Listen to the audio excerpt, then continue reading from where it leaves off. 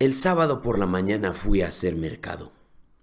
Soy vegetariano, entonces quería comprar verduras.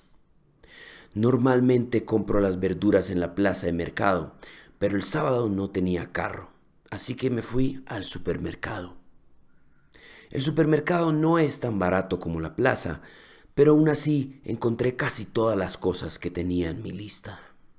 Compré cebolla, ajo, pimentón, tomates, una berenjena para hacer salsa para pasta y un pepino y lechuga para preparar ensalada. Invité a mis amigos a comer a mi casa el lunes y quiero preparar curry vegano. Para la receta necesito brócoli, pero en el supermercado no había, así que compré un coliflor.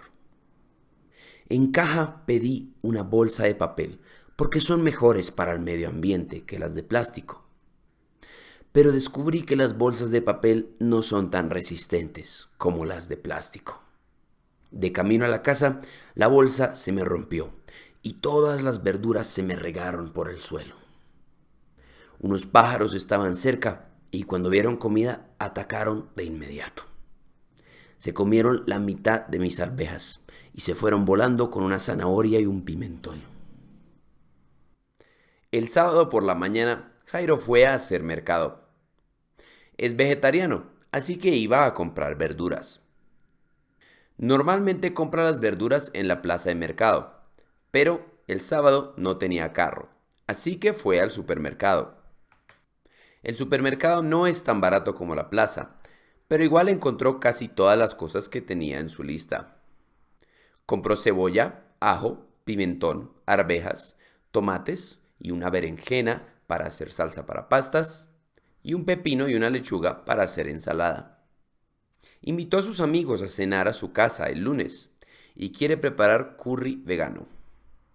Para la receta necesita brócoli, pero no había brócoli en el supermercado, así que compró un coliflor. En caja, Jairo pidió una bolsa de papel para cuidar el medio ambiente, pero descubrió que las bolsas de papel no son tan resistentes como las de plástico.